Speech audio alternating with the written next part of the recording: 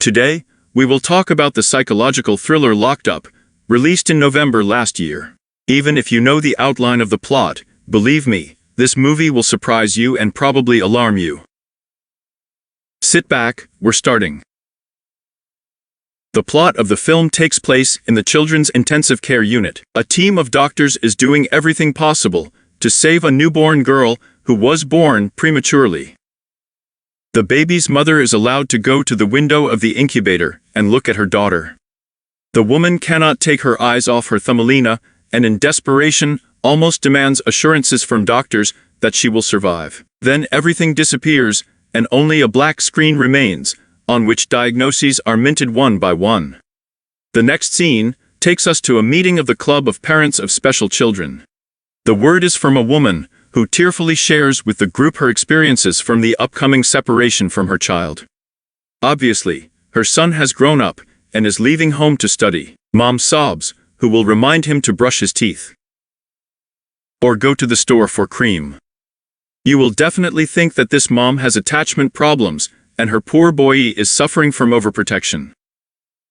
But the leading assembly supports the woman. She explains that such emotions are often characteristic of parents who spend more time with their children than it happens in ordinary families. Then the word is passed to another mother who is in similar circumstances. But not only is Diana Sherman not crying, she doesn't even look upset. Her daughter Chloe is about to go to college, and that mom says is fine. She herself had been deprived of all the joys of life for the last 17 years. She did not go anywhere and did not walk, and the girl will start a new big life, and she will have it all. Is she worried about her daughter? And why? Her Chloe is so smart and strong. She's been through more than other adults, and if there's anyone you shouldn't worry about, it's her.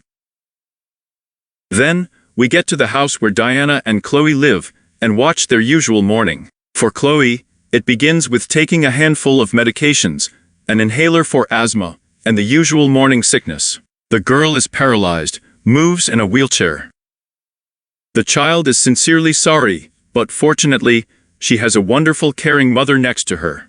She does not miss a single detail, serves pills, prepares a balanced healthy breakfast for diabetics, gives her daughter a massage, works on her beds with ecological vegetables. And besides, she is doing lessons with Chloe herself, because the girl is homeschooled. Obviously, all my mother's labors are not in vain. Chloe's room characterizes her as a good, well-mannered, neat, disciplined girl. And there are tools, circuits, boards, models everywhere, and there is no doubt that Chloe is really a great smart girl.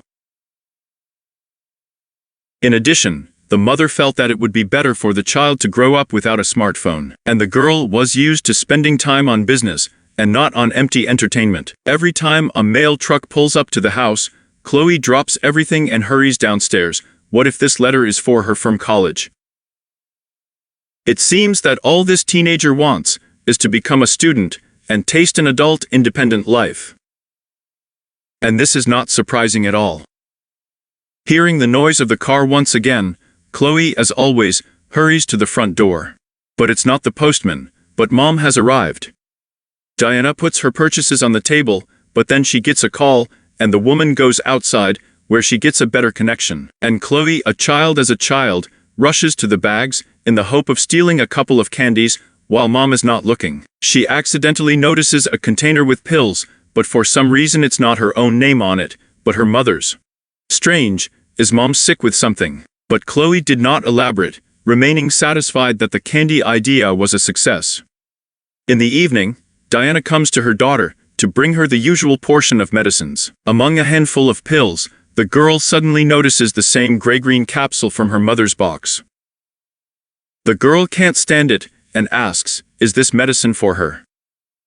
Diana is surprised by the question, but the girl admits that she rummaged through the purchases and read who the pills were prescribed to. Diana, as a loving mother, does not scold the child, but explains that the name of the patient is written on the container, and the recipient of the medicine. Strange, hasn't Chloe seen her pills thousands of times? They always had her own name on them. The curious girl later improves the moment and reaches for the shelf with medicines. She takes the same gray-green capsules and sees a completely different label. This one has her name. Looking closer, she notices that the label is pasted on top of another, older one. She looks under it and makes sure that the medicine was prescribed to her mother after all. In the evening, a puzzled Chloe decides to skip the reception of this incomprehensible capsule. To get to the bottom of it, she makes her way to her mother's computer and enters the name of the drug trigoxin into the search bar. But the browser does not work, there is no internet connection, and the girl goes to bed with nothing. When Chloe comes downstairs in the morning, Mom is arguing with someone on the phone. It is clear from the conversation that it will take a long time to wait. My mother is not satisfied with this answer, and she is angry. When Diana hangs up, Chloe clarifies exactly when he will appear. Diana looks suspiciously at her daughter. How did she understand that it was about the internet? The girl honestly answers that she turned on the computer while her mother was sleeping, but when asked by Diana why, she feels it's better to lie and says she wanted to find out why the printer is buggy. Chloe's vague anxiety intensifies. She waits until her mother goes out into the yard to water the beds and rushes to the home phone. The girl calls the pharmacy, but the machine informs that the call number is recorded, and she immediately hangs up. A new call to the help desk.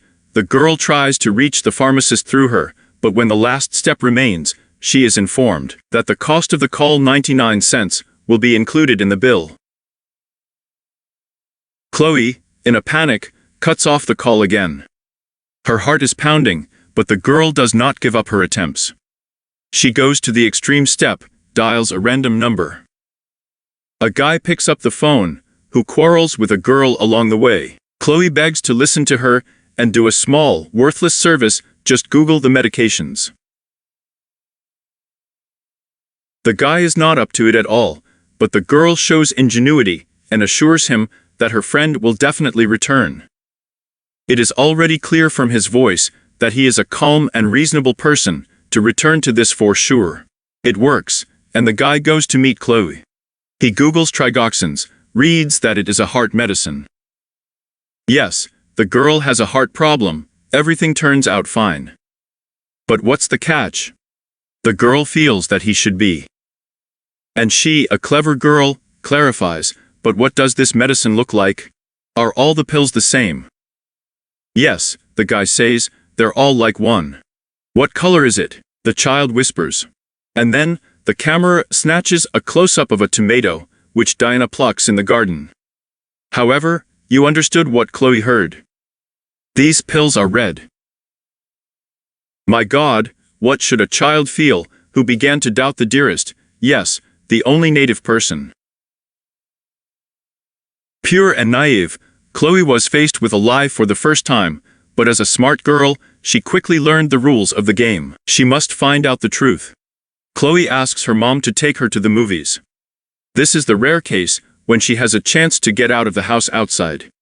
During the session, she allegedly goes to the toilet, and she hurries to the pharmacy across the street with all her might. Damn, not that, it's a long line. And Mom will start looking for her any minute. Chloe throws off the embarrassment and asks people to let her through. She drives up to a pharmacist she knows and asks to tell her what kind of medicine it is. She has a gray-green capsule with her. The pharmacist is surprised. Didn't Mom tell her about the pills? Chloe is forced to say that the medicine is not hers, but prescribed to her mother. Alas, then the pharmacist can't help, the information is private. The poor girl is in a fever, looking for a solution. Behind the apothecary's back are the feet with the prize for winning the quest, Eureka. You see, this is a game between my mother and me.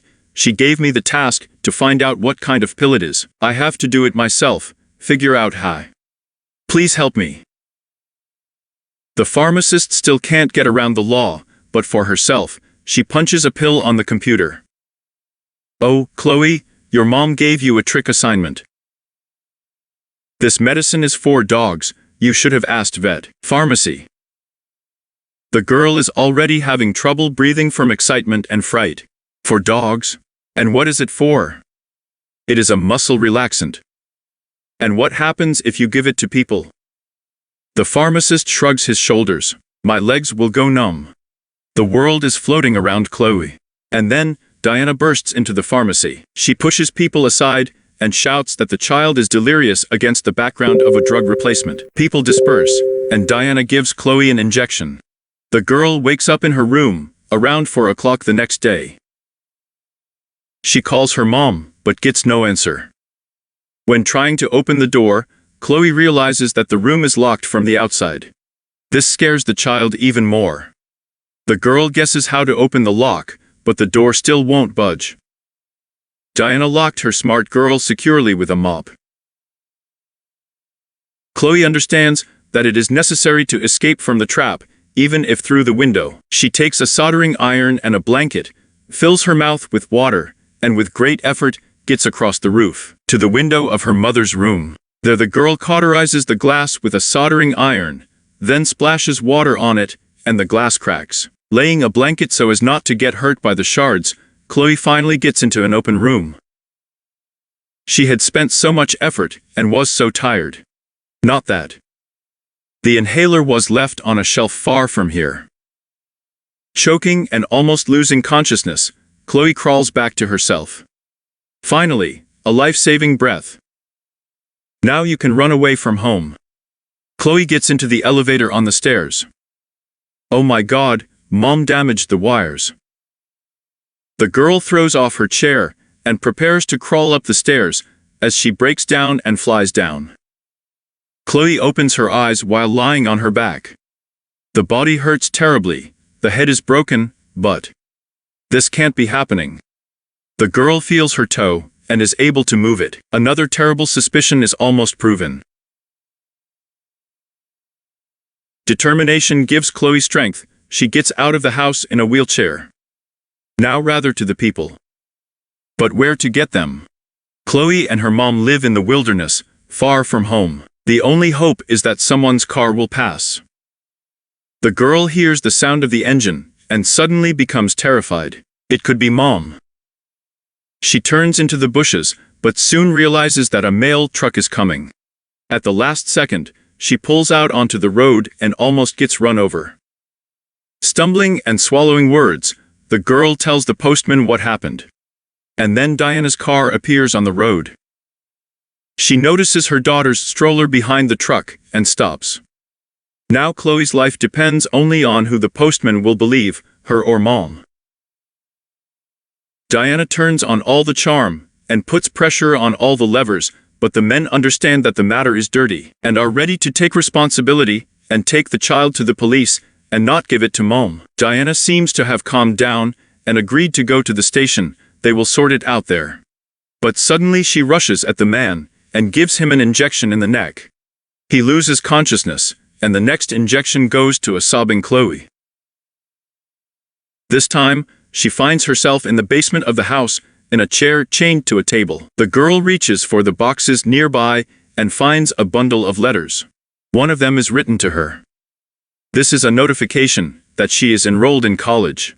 The unfortunate child is ready to destroy everything around, if only he had the strength. Chloe crawls to the other drawers and, among other things, sees her childhood photo. The girl in the photo is laughing and running. So it is true, her mother poisoned her with medicines. What could be worse? But here are some more documents. This is Chloe Sherman's death certificate. The age at the time of death is 2 hours and 11 minutes. Next is a newspaper clipping about the abduction of a baby from the Stockman Hospital. The matrix collapses, and Chloe is barely able to breathe under its debris. Diana comes to the basement. She can't accept the new reality. Chloe is holding a newspaper with a photo of her parents. You stole me from them, the girl says. I saved you from them. No mother in the universe loves you more than I do. Everything I do for you. Diana holds out her hand to Chloe, stained with the blood of the murdered postman, and asks, Honey, will you take my hand? Everything will be fine as before. But then she sees that Chloe is no longer hers, and rolls into the basement, a system for artificial life support. She's going to inject Chloe with household neurotoxins and take full control, even if she's in a vegetable state. Chloe, terrified, crawls into the pantry and drinks organophosphate. The girl understood everything correctly. This terrible woman needs her. Diana has no choice but to take the child to the hospital. There she learns that because of the suicide attempt, a psychologist should talk to the girl, but so far Chloe is connected to the systems and cannot communicate. In the ward, Chloe attracts the nurse's attention and explains with signs that she wants to write something. She is given paper and a pencil, but at that moment an alarm sounds from another ward and the nurse runs out. Diana takes advantage of the moment, puts Chloe in a gurney, and takes her to the exit. The surprised nurse finds the ward empty, notices the leaflet left by the girl. There is one word on it, Mom. The nurse calls security. At this time, Diana is desperately trying to get Chloe out, but for some reason the stroller is not going. She looks down and sees that the girl is struggling with her feet on the floor. Diana pulls out a gun, but the guard immediately shoots her in the shoulder, and she falls down a high staircase. We see the continuation of this story 7 years later. Chloe comes to the hospital. She still uses a wheelchair, but gets to her feet to step over the metal detector. She sits down by the bed of a haggard, much-aged woman and tells her the latest news from her life. About grandparents, 7-year-old daughter, husband, about work. Chloe, as she dreamed, went into medicine and is engaged in prosthetics. He is especially happy when he hands the first prostheses to children. At the end of the date, Chloe takes out a gray-green capsule wrapped in cellophane from behind her cheek and with the words, "I love you, Mom, and now open your mouth wider," leans towards Diana. It's hard to get this story out of your head right after watching it. Incredibly sorry for the injured Chloe, who became a victim of terrible circumstances. As for the denouement of the film, I know opinions are divided. Someone liked that the girl found a way to take sophisticated revenge for her broken fate, and others like me are sad that she continues to drag the past into her new life. What do you think? I want to read in the comments. And I have everything for today. Do not forget about likes and subscribe to the channel, so you will definitely not be left without fresh ideas for reflection. Bye-bye to everyone.